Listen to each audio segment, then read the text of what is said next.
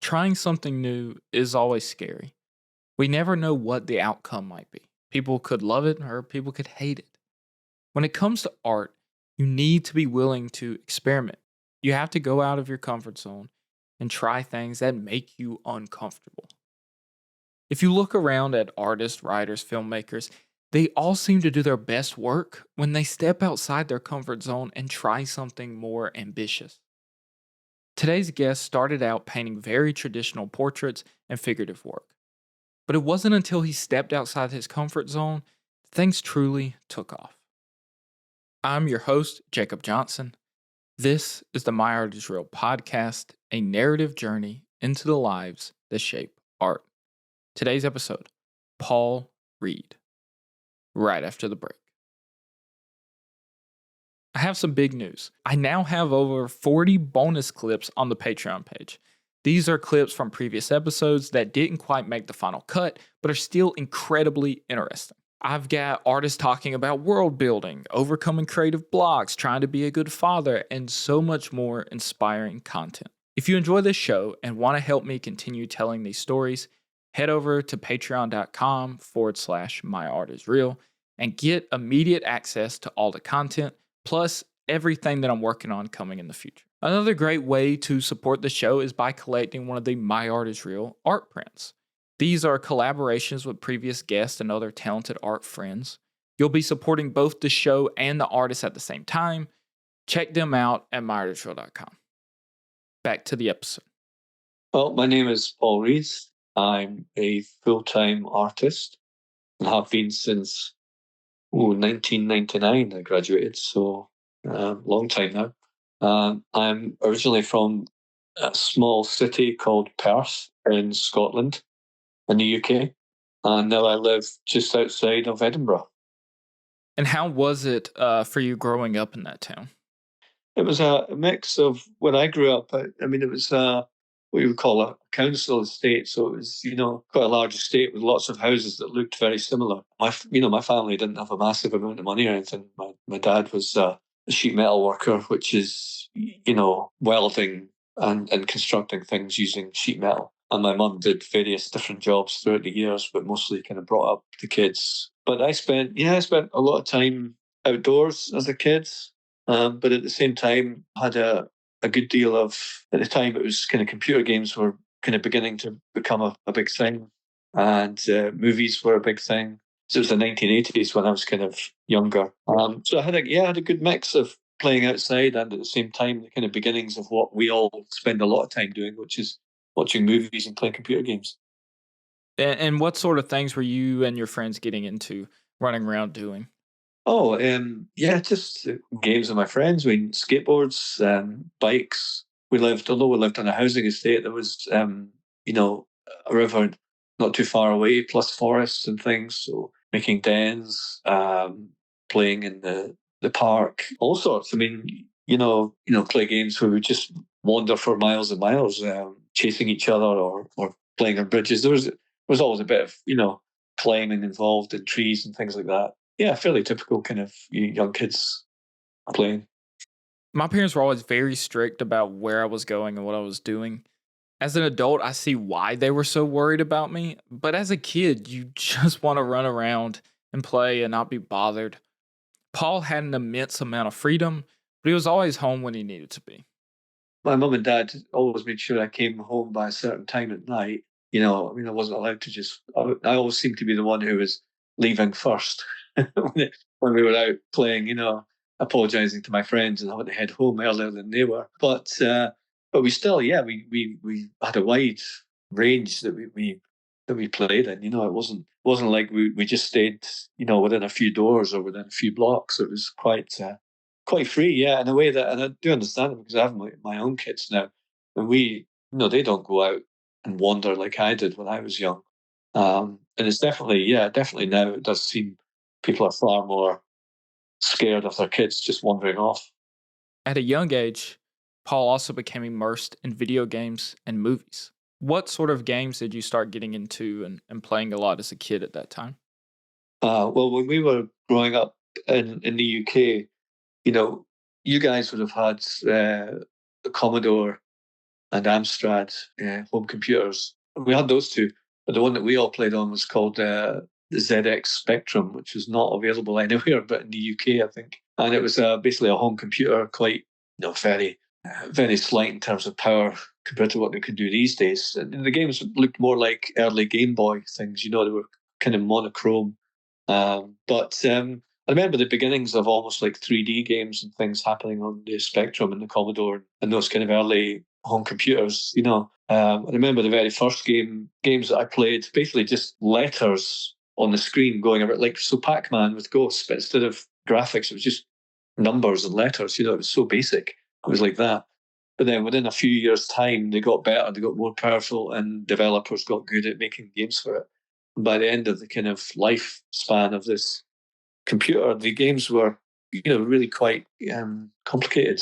I mean, the first kind of sandbox games, I remember, where you could kind of wander around in an area and just do things. And me and my friends were kind of obsessed by these games.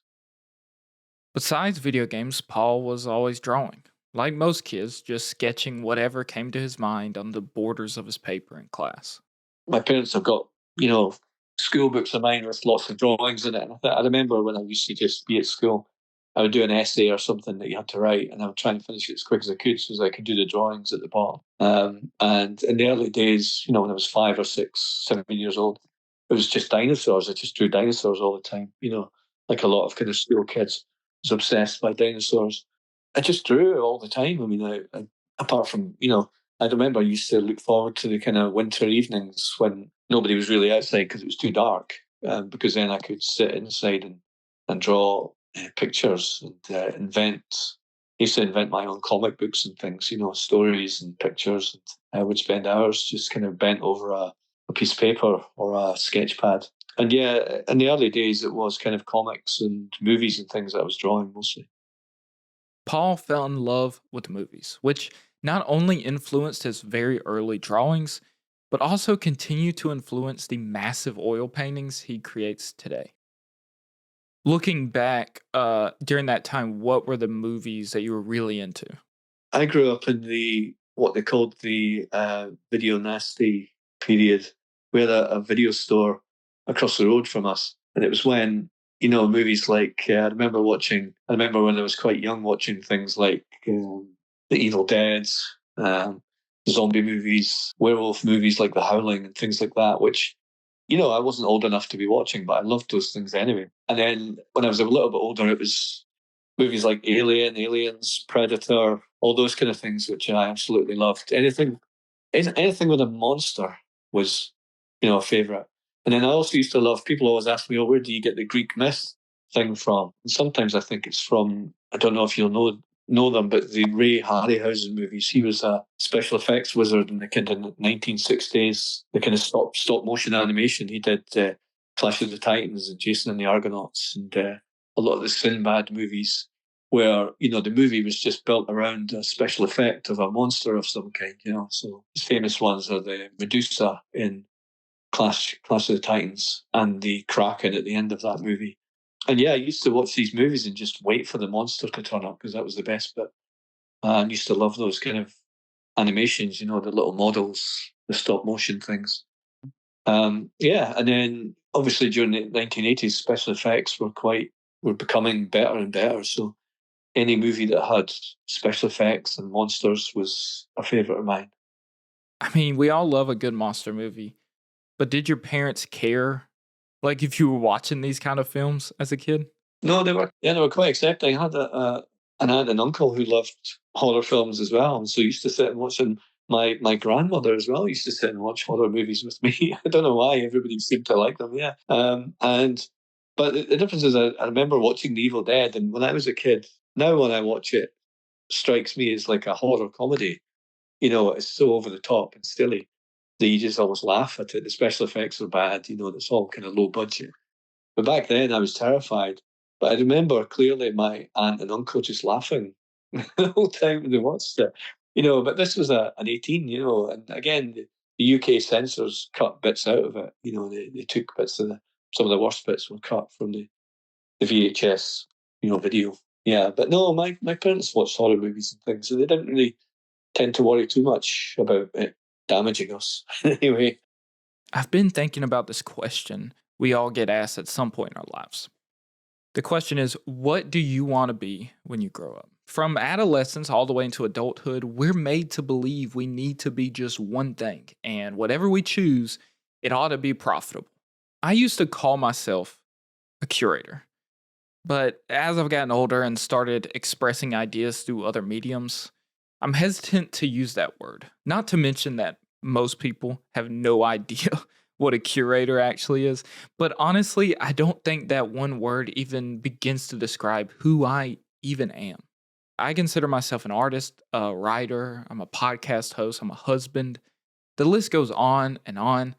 I put on various hats throughout the day, but are any of these profitable endeavors? Sure, some people make it as a full time artist, but even more do not. Does that mean you shouldn't at least try to be one of the few who makes it? I personally say chase that dream, go for it. And Paul, well, Paul wanted nothing more than to go for that dream.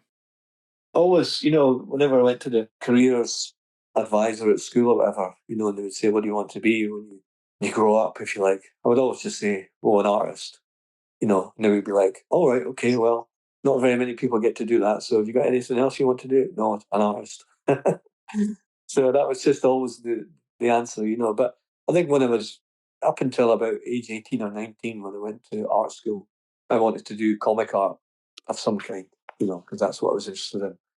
But then I flipped that when I went to art college into want to do sort of, well, they called it fine art then. Don't know if that's really a term people use anymore. But yeah, I always wanted to do it. So sometimes it does feel a bit strange that I'm basically still doing my hobby as an adult. And should I really have gotten a real job? Sometimes I get a slight uneasy feeling when I think of people around me with what I would regard as, grown up jobs.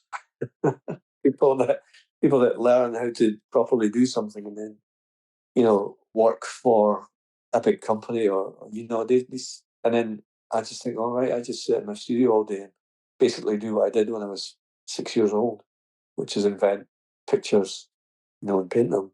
Uh, I realise it's very lucky to be able to do that, but sometimes it does feel like you kind of haven't properly grown up, maybe.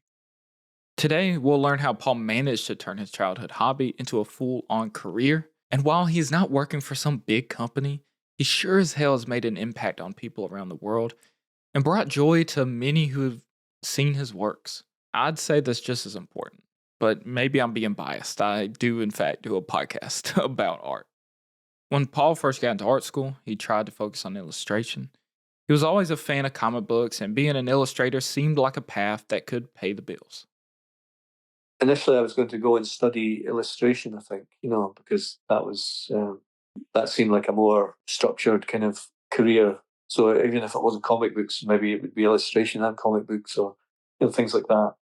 And then I think I knew I had 4 or 5 years to figure it out when I was there, so I didn't overly worry about it. And then, yeah, I got into fine art quite quickly when I went into art college. And then I'm not even sure what I thought about the careers because art college, they didn't really focus on that at all. When I was at art college, it was almost like making money from your art was bad. It was a bad thing. That meant you'd kind of sold out, Really, you should be in an attic room somewhere pouring your soul out over artworks that nobody can understand. That seemed to be the general idea behind art college. It's a weird, very weird kind of place. And then, yeah, we didn't really get taught very much in terms of technique, things like that. So I really had to kind of teach myself how to oil paint, which was bizarre. Going to art college and not really getting taught any art. Yeah, I mean, wasn't very structured. It was basically this idea that you went there and you found yourself and then you expressed yourself. And if that was slapping paint all over big canvases in a kind of wild manner, then great. If it was video art, then great. If it was installation, then great. But if you wanted to do kind of almost classically inspired or comic book inspired figurative art, then they weren't so keen on that.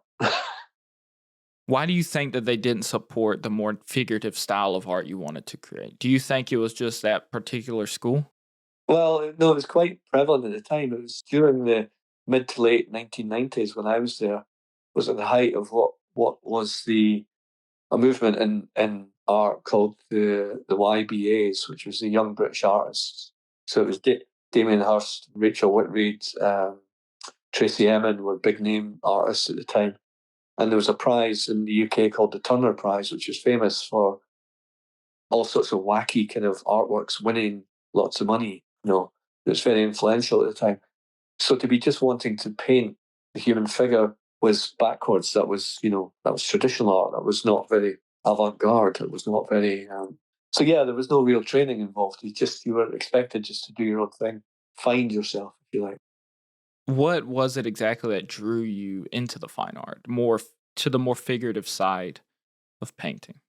Yeah. Well, because I was into comic art and illustration, I was always enjoyed, drawing and painting and drawing the human figure. I was drawing Batman and Judge Dredd and things like that as a teenager, learning anatomy and how it works and how to draw the human figure. And then when it came to doing fine art, that's kind of why I gravitated towards sort of classical or old master paintings, because they were the same thing. It was the same sort of technique. It was, being able to draw the human figure correctly or nearly correctly. And worrying about things like lighting and color and composition and all those things that used to be important and prevalent in fine art, but had become much less so.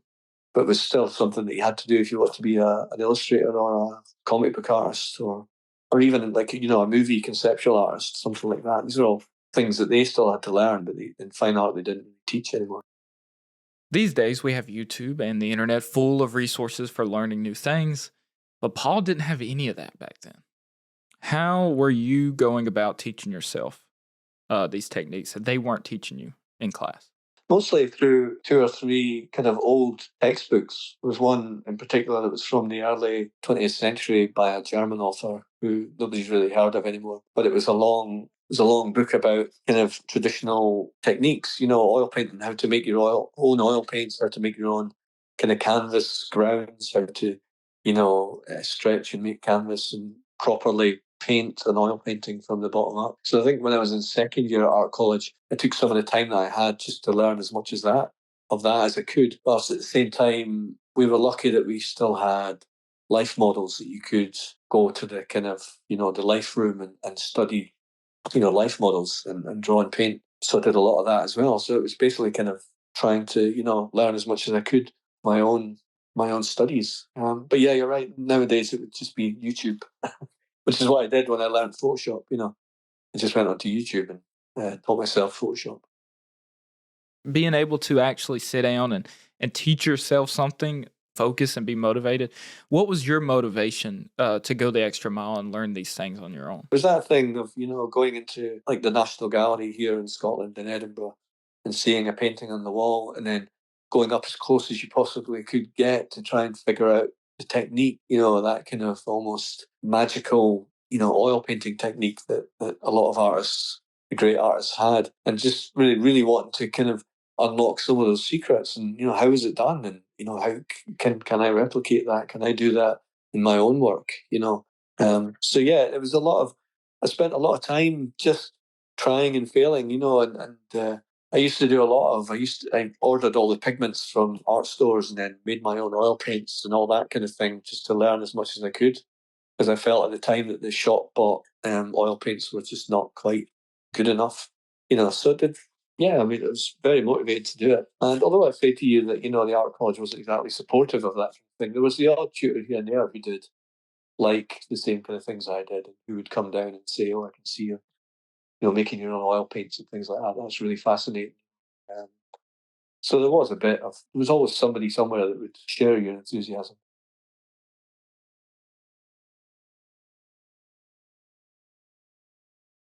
Through school and after graduating from university, Paul was able to land some residencies all over Europe. He didn't have to worry just yet about starting his career and continued honing in on his style and technique. How did it feel during that time of your life when you're traveling to all these old cities like Florence and Madrid and getting to absorb all this rich art history?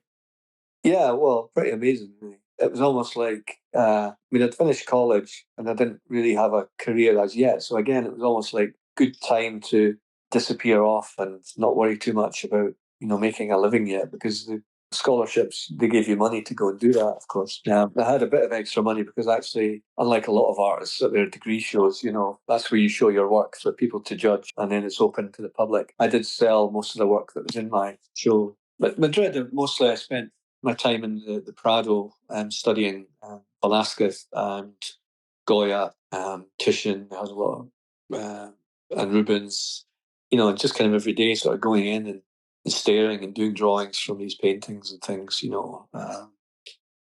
that was great. It was super, super hot. That was the only problem. It was, we're not used to that kind of heat here in Scotland, so I was there in, I think, July. Anyway, and then Florence actually was after Madrid. It was kind of 10 weeks closer to sort of September, October, November time. And yeah, that's just an amazing city just to be able to wander about, and I remember in particular, sitting in the kind of main square, is it Piazza Vecchio, I think it's called, where they have the kind of Michelangelo's David, not the real one now. It's a fake because they moved the real one indoors, and then they have this kind of sculpture area with Giambologna and other famous sculptures there. And I remember sitting there at 3 a.m. with nobody around, just looking at these amazing kind of works of art. And I was there at 3 a.m. because we'd all been out drinking and things. So I was only in my early 20s, so we're doing a lot of that as well. Finding your style in your voice in whatever medium you choose can be tough. We start out trying to copy our idols and pulling little bits and pieces from here and there, combining them into something that we think would be cool. After art college, Paul had began to send his work out to various magazines and ended up getting featured in one. This feature got his foot in the door with some galleries, and before long he was showcasing his works and making a living as an artist. But his style back then, it started out quite differently from what it is today. And when the Minotaur stuff came about, how did the audience react to it?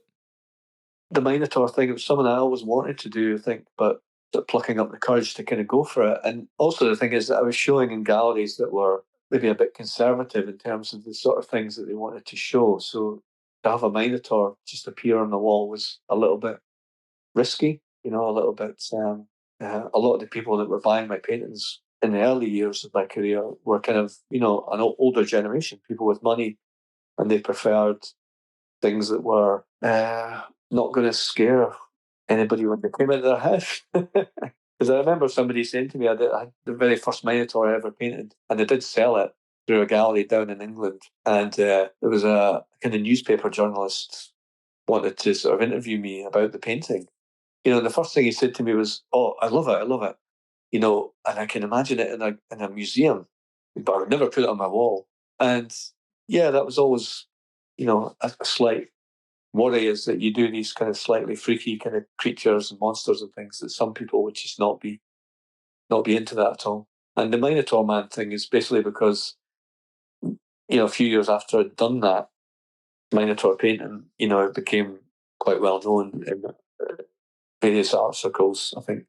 And I was speaking to a gallery owner, and I said to him, "Well, do you know my work?" And he said, "Yeah, you're the Minotaur Man, aren't you?" And just like that, Paul became the Minotaur Man.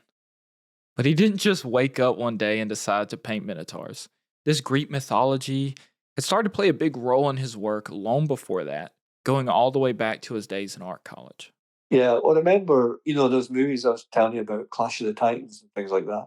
I loved those as a kid, and I had various books about Greek mythology, and was always aware of it, and always fascinated by the monsters, in particular the Minotaur and the Gorgon, Medusa. And I remember I had when I was growing up, you had these that were called Ladybird books, and they were like sort of educational books, and I had those two myths and they were illustrated, and I can still remember some of the illustrations. I loved those books. And then when I sort of went to art college, I was doing a lot of oil painting, teach myself oil painting. I was doing portraits mostly and still lives and things where I could just concentrate on the technique and the painting.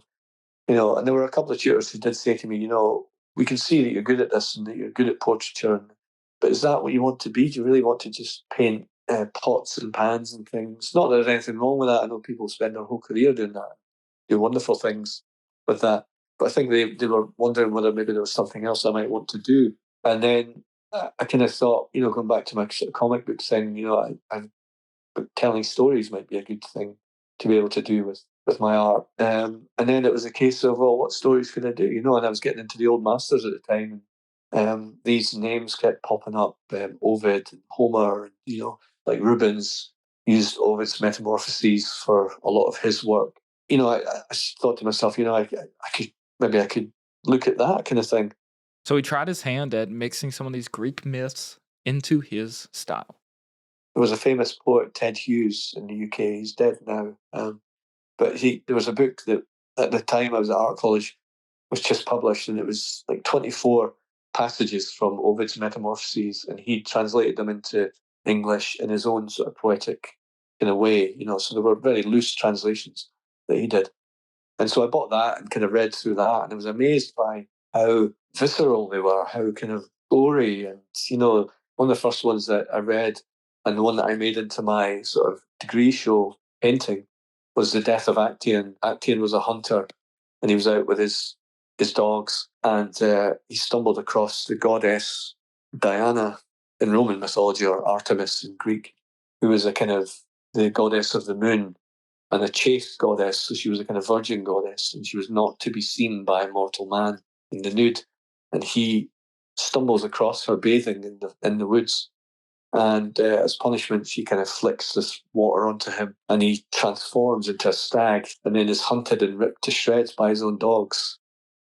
So but yeah, pretty rough. It's a rough day, but it was all described in graphic detail, almost like a horror movie or something that you'd seen. And I just loved it. I just thought, wow, this is amazing, and it put so many images into my head of all these stories. So now he knew what he wanted to paint, but how was he going to fit these epic stories onto the canvas? And then so it was kind of a struggle to figure out how to make these stories into to large paintings, because it's one thing to learn the technique and to learn how to oil paint, but then you've also got to compose a large canvas with multiple figures. And if it's mythology, then it probably have landscape elements and then magical elements of, other animals, So yeah, it was quite a kind of tall order to figure out how to do all that. But it was enjoyable challenge, I think. And then throughout the whole of third year at college, I remember I did 2 or 3 kind of big mythological canvases and then destroyed them all at the end of the year because they just weren't up to scratch. And then it wasn't until fourth year that it all started to come together. And I did a really large painting of the death of Actaeon with 5 or 6 characters in it. And that was successful enough to then kind of go from there. As Paul paints these works, he's not only tapping into his love of storytelling, but also his love of classic movie monsters, interpreting them in a way that feels more grounded and relatable for the audience. Mythology, I mean, it's a huge subject.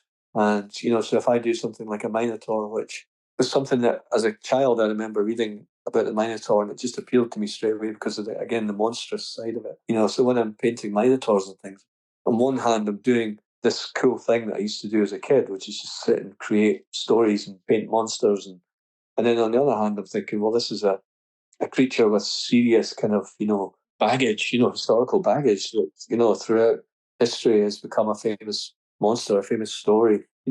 Picasso was obsessed by the Minotaur.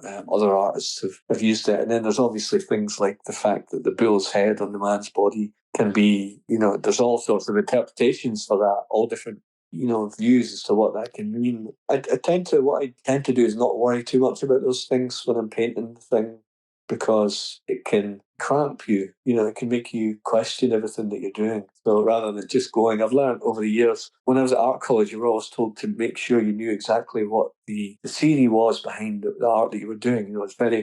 My art college course was very theory based. You had to write down what the art was about, what you were doing and why you were doing it. What did it mean? And, how could it change this or do that, or and I really didn't enjoy that side of it. And I've learned over the years to kind of rely more on just what feels right to me, and then to go with it. And then so decide to paint a Minotaur, go for it.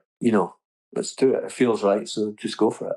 And then afterwards, kind of worry about what it might mean to people, or how it might change people's perceptions, or whatever else. At this point, Paul has been showcasing and selling his works for over 20 years.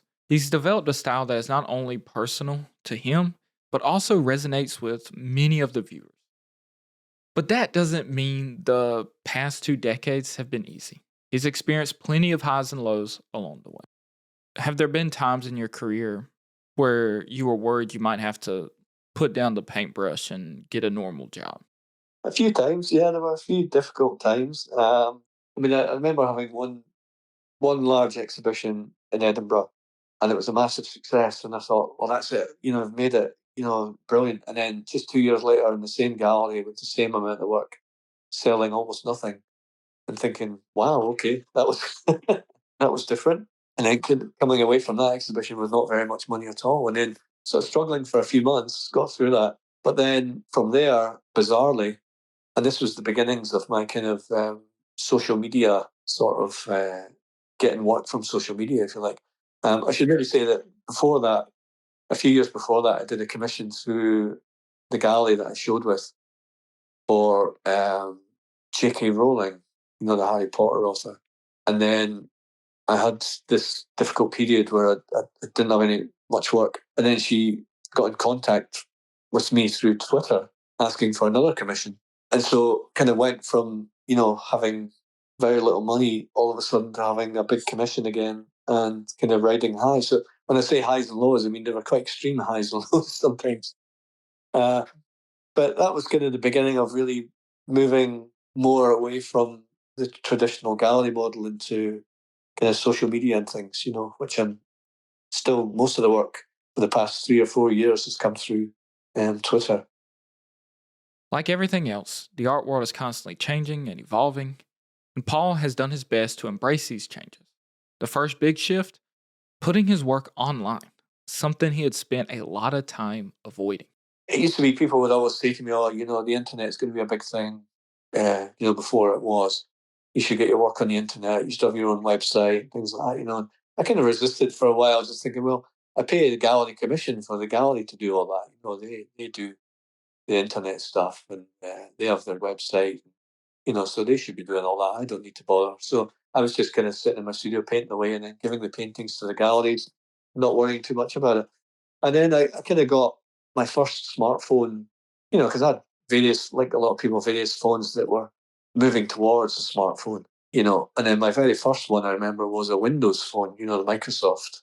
I just thought, yeah, everybody keeps going on about social media being the new thing where you can go and show your work and maybe. So I kind of got the smartphone, went onto Facebook, Twitter, and set up accounts and thought, well, if I show the work, can people see it? Great. If not, I'm not worried about it, And just kind of started doing that. I didn't do Instagram because Windows Phone didn't support Instagram back then, weirdly. Twitter was the one where I met a lot of other artists, guys from comic books, guys from, computer game designers, computer game artists, all those kind of things. And to begin with, for the first few years, it was just enjoyable, just meeting other artists and showing work and things like that.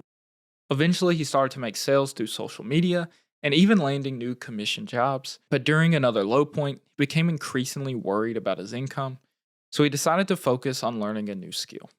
Weirdly, when you spoke about highs and lows, I had a particular low point where I was kind of struggling with selling some art in the real world, if you like. And so I decided that maybe I should get myself a new skill, which would be Photoshop, which might, if I needed to, open up other doors to other things that I could maybe do. So I decided to, get myself a laptop and a drawing tablet and teach myself Photoshop. This must be maybe 8 or 9 years ago now. But then, like all these things, soon after I did that, I then sold work in galleries again and things, and then I didn't really need to to bother that much about it. But I started down that path, so I decided I would keep going with it. And so I taught myself Photoshop. Did 2 or 3 kind of pieces on Photoshop. So the first thing I did was I took 2 of my oil paintings and took a figure from one and a landscape from the other, and then put the two together and made a new work of art, and then kind of experimented with the Photoshop brushes over the top of the oil paint to see if you could get similar effects. And it actually worked really well. I was really surprised by how well it worked. So I did this piece, and it was an Actia, and it was similar to the thing that I did way back in my degree show. But you had the stag's head and the man's body, and you can see it on my Instagram or Twitter. But anyway, so this was like oil paint plus digital. This was like a mixed thing. And then I finished it and I thought, that was great. Yeah, this has worked really well. And then I thought, well, what can I do with it? Nothing. So it just sat on my hard drive, sat on my hard drive for 2 or 3 years doing nothing. Then these digital NFT artworks came along. If you have been listening to the podcast, you probably know what an NFT is. But basically, it's a way for digital artists to sell originals of their work using blockchain technology and cryptocurrency. So you decided to try and put out one of these digital works as an NFT. How did that go? Yeah, I had this piece sitting on my laptop for 2 or 3 years, and I thought, well, maybe I could see if I could sell that through NFTs. And then I kind of spoke to a few people about it who told me all I needed to do, and then I managed to get onto this site called Foundation, and then minted the work. And it was bought by quite a big name artist, Trevor Jones, who I kind of followed, and he followed me on Twitter, but I didn't realize he was actually Edinburgh based. And he, like me, was an oil painter who'd gone into NFTs. And so he bought my first piece and then messaged me how much he loved the work. He'd seen my exhibitions in Edinburgh years ago, loved my work, and he wanted to get more fine art into NFTs rather than, the kind of crypto punks and monkey pictures and things that people were buying. And yeah, so it just kind of went from there really, and I sort of got more and more involved in the whole community around NFTs. While he still creates oil paintings, the digital world has given him another outlet, one with a lot less frustration. I'd spent years and years and years oil painting, and oil painting is it's great, and at the same time, it's really, really frustrating. I mean, it's really difficult. even even after you can be doing it for decades, and it's still just really difficult, awkward thing to use at the best of times.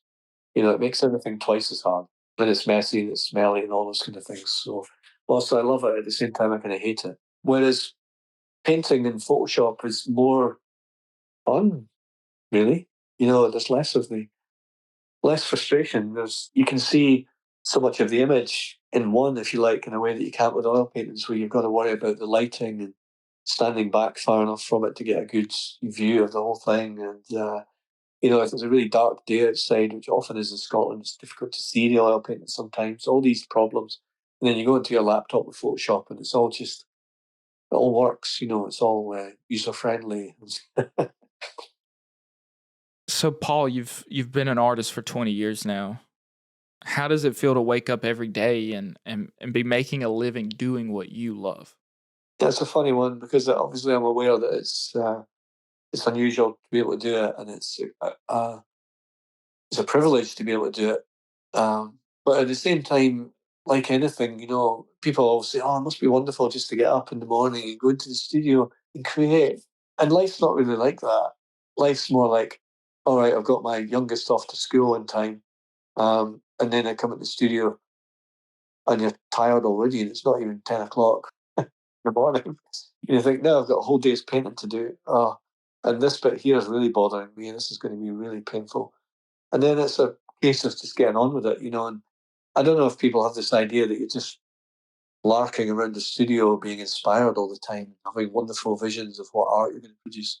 But really, actually, I see it more as you have this 10 minutes of inspiration of something that you want to do, and then 6 months of pain to try and get it done. And everything else that gets in the way, just life in general. And yeah, and art, like everything, it's just a kind of struggle to get stuff done, to get work done, and then to sell the work as well. And now, of course, you've got to manage social media accounts. And yeah, it's just, and I suppose the other thing is I don't know any other existence, if you like, because I haven't really had a proper job. So I always take it for granted, I guess. I guess maybe if someday it all goes really badly wrong and I end up having to get a real job, then I'll know what a privilege it was.